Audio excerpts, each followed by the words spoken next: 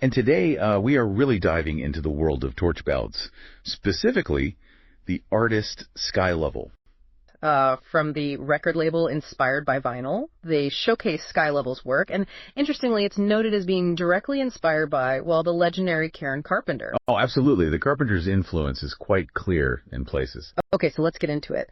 The mission here is to really explore these lyrics, get a handle on the profound feelings they evoke, and appreciate that emotional depth, Always focusing on the power, the positive side of those strong emotions. Right. And what's so fascinating about torch ballads, these, deeply emotional songs, often about love, lost, or lasting, often in minor keys, is how they let us tap into that whole spectrum of human feeling. Minor keys, just quickly, for anyone maybe not familiar. Sure.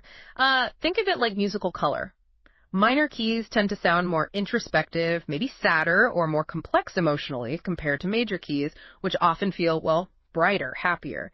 So we'll be looking at how Sky Level uses that, channeling Carpenter, to build these really moving experiences, even if they touch on melancholy. Okay, good context. So let's start with the foundation. Love in its purest form. How does Sky Level capture that? We can begin with You and Me. That's one of the Inspired by Vinyl tracks. The lyrics, they paint such a clear picture. Things like, love is a whisper in the night, a gentle touch holding you tight. And it's the smile that lights the way and the words we find to say. Mm-hmm. And also, it's the heart that never fades. It talks about being side by side, facing the world, eyes open wide. That side by side feels very key. It does. And it stresses that love is a promise that we keep. Calls it the song that never ends, even the bond between true friends. When you hear those lines, what stands out about that feeling of connection? Well, it's that sense of enduring connection, isn't it? Security. It's the comfort and the strength you find in that really unwavering love, even mentioning laughter and tears together through the years. That shows the resilience, the depth of the bond. It's not just surface level. Yeah, that resilience. And building on that, Anywhere with You seems to echo this huge devotion. You get lines like, under the moonlight, that gentle glow, our hearts align and rhythm slow. Lovely imagery. And my love knows no bounds, or over oceans, through the winds, I go, ooh, anywhere with you, to show my love is true. Promising to go around the world and back, overcome mountains high and fall steep. Wow, that's commitment. It really is. So how does that boundless feeling translate emotionally for you? What's the core feeling there? I think it's the joy, really. The joy of just complete devotion, absolute commitment. It highlights that positive, unwavering side of love that, goes beyond any challenge, any distance. It's expansive. It's expansive. Good word. Okay, so we've seen steadfast love. But let's transition now to what really defines that torch ballad sound, that feeling. These songs often dig into deeper, maybe more complex emotions, the ache, the longing. Yeah. That vulnerability. Yes, the vulnerability is crucial. Let's look at One Note Before Goodbye. The imagery here is just so vivid. The bar was closing, lights turned low, she danced alone in fading glow. Wow. And then that line, one note before goodbye, hangs there like a tear in the sky. Wow, that's striking. The singer admits, I sang the ache with trembling hands, and describes how no curtain falls on hearts that wait. They echo long past closing light. That single note hanging. What kind of farewell is Level exploring there? It feels like more than just an ending. Exactly. It's not just the end, it's the echo of the end. That's what's fascinating, how Level captures that that lingering resonance, the feeling that just keeps going. Right. It's about a memory that won't fade and finding a kind of poignant beauty in that solitude and that echo. A beauty in the echo. I like that. And then there's a song that's very direct about it. Songs to Make You Cry. Yeah, the title says it all, doesn't it? It really does. The lyrics are open about music's power. Strolling down these empty streets tonight, every corner echoes your name in light. And that thought, wishing you here as I listen to songs to make you cry, it states powerfully, fragments of us linger in the sky. Memories fade, but they never die. They never lie. They never lie. That's strong. So it makes you wonder, why do we seek out songs that make us cry? What's the purpose there? That's a great question.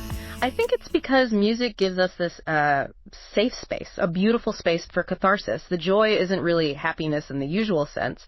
It's more about the release, the understanding that comes from letting yourself feel. Okay.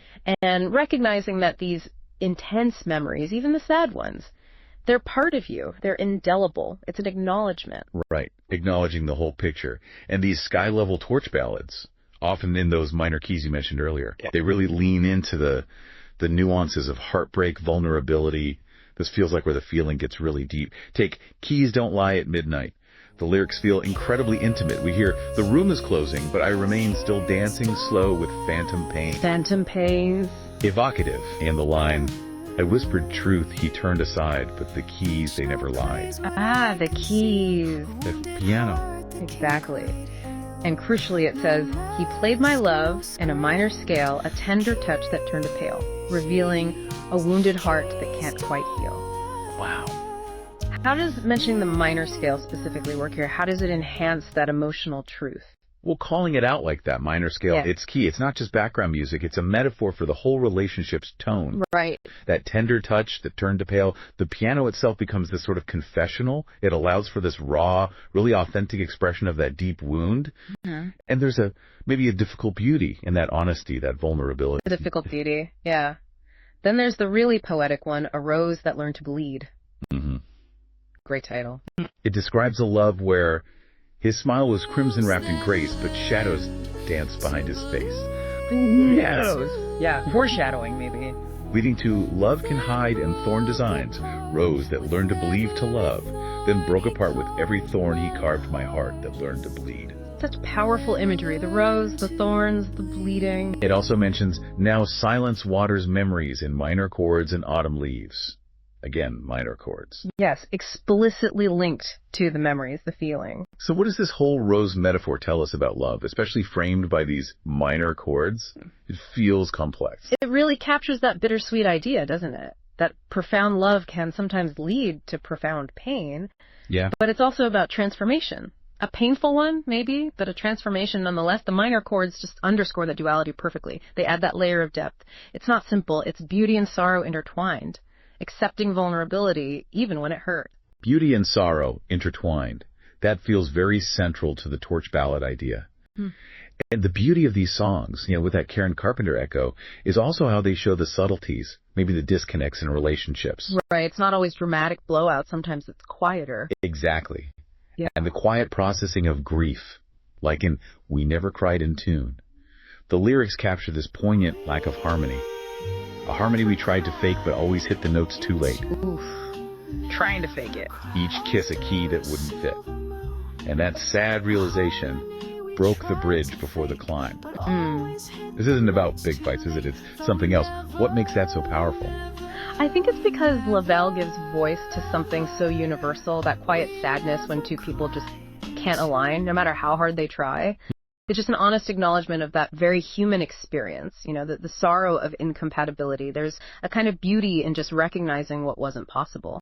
A beauty in recognition. Yeah. Okay. Then, I danced in red. There's this vivid contrast here. He sang in blue, I danced in red, a clash of tones like rain on glass. Blue and red. Opposites almost. And I moved like fire he couldn't tame. How did that imagery work, portraying individuals within that shared space? It paints this picture of two really distinct energies, doesn't it? Moving together, sort of, but with such different emotional colors. Blue and red, fire and something else. Right. It highlights passion, yes, but also distinct identities even when connected. The power is in recognizing that authenticity, that individual expression, even if they ultimately clash or separate. It's like a joyful assertion of self. Interesting. A joyful assertion, even in difference. Okay. Okay, finally, let's touch on Tears on a Piano Bar. Such a striking image. Yeah. She sits alone at table 3, a shadow cast where joy should be. That immediate sense of absence and Love left with the closing door, yet she returns to feel once more.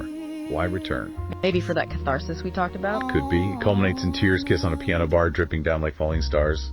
Falling stars. Turning tears into something almost cosmic, beautiful. So how does this setting, the piano bar, change the feeling? Does it make the sorrow shared somehow? I think so. That piano bar becomes this liminal space. It's public, but she's alone in her feeling. The music becomes the channel for all those unspoken emotions. It takes her private sorrow and somehow makes it feel shared, maybe universal through the music itself. Right. It's about finding solace, finding release, turning that personal grief into something understood, maybe even beautiful in that musical space. So wrapping this up, We've really gone deep into this emotional world Sky Level creates, especially these Karen Carpenter-inspired torch ballads inspired by vinyl. We've seen the whole range, haven't we? Definitely. From that steadfast love through the ache, the longing, the disconnect, often underscored by those minor keys. Yeah, what really stands out is Lovell's knack for articulating such complex feelings. The lyrics feel so intimate, but also incredibly universal. Whether it's pure devotion or deep sorrow, the focus is always on the richness of the emotion itself. It lets you connect your own experiences, you know. They're not just sad songs. They're these deeply felt stories that invite empathy, understanding. They offer that powerful sense of release. So what's the takeaway for you listening? Perhaps it's that sometimes the most profound joy isn't just about happiness. Maybe it's found in really embracing the whole beautiful, complex tapestry of human emotions, even the ones that bring tears. Exactly. These torch ballads, they don't just express feelings, they give us a space to process them, appreciate them.